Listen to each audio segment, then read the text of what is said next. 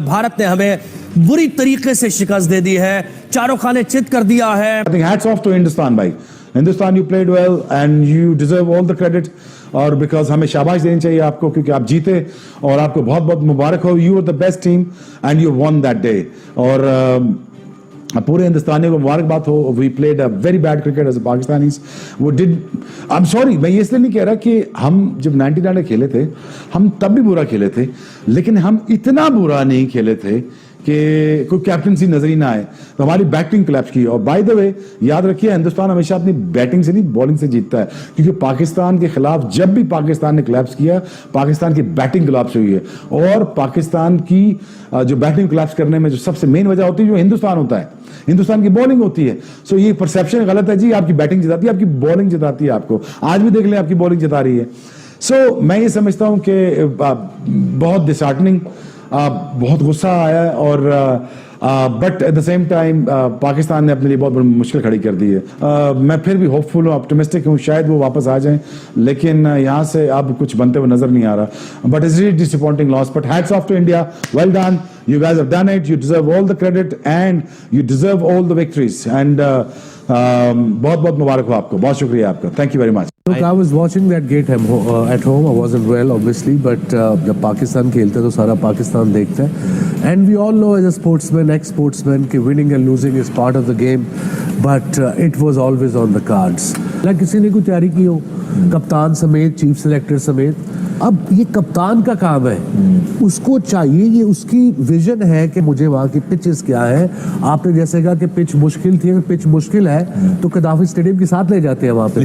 भाई पिच ऐसी अपनी लेके आओगे, साढ़े को पिच तो नहीं खेला जा रहा. You know, winning and losing and ऐसे पार्ट ऑफ इट को प्लानिंग होती है, कोई सिस्टम होता है. ये सारी चीजें कप्तान की जॉब है. Coaches are there to help the captain and captain have to lead them कि I want this player, I want this player, I want this player. लो जी, इंटेंसिटी तो दिखाई पाकिस्तान ने, मगर रिजल्ट हमें पता था कि पाकिस्तान के हक में आने वाला नहीं है, क्योंकि बहुत ही ज्यादा डिफरेंस कह लें, गल्फ कह लें, दोनों टीम्स में हो गया है.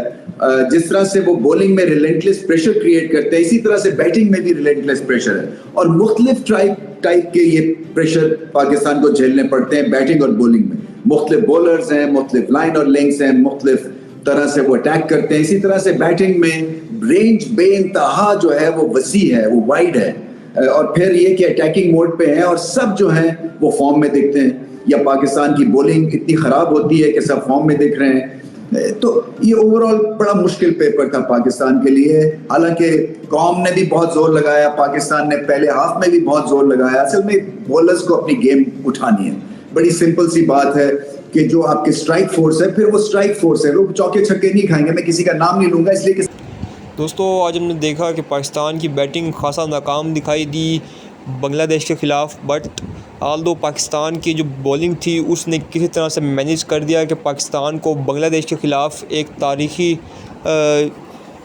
तारीखी बढ़तरी हासिल हुई, जिसके चलते पाकिस्तानी टीम को बहुत एडवांटेज रहा. स्पेशली इनकी बॉलिंग में बहुत अजुमदा कारकर्दगी दिखाई हारिस रऊफ़ ने, साइम अयूब ने, मोहम्मद नवाज़ ने और शाहीन शाह अफरीदी. बहुत ही उम्दा बॉलिंग दिखाई शाहीन शाह अफरीदी ने.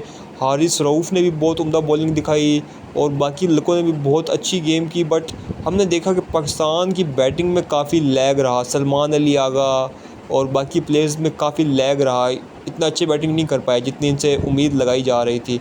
हाँ, नो डाउट शाहीन शाह अफरीदी, हारिस रऊफ़ और बांग्लादेश के काफ़ी प्लेयर जैसे कि उनके कप्तान जो थे आज के, बहुत उन्होंने भी कोशिश की मैच में कमबैक करने की. बट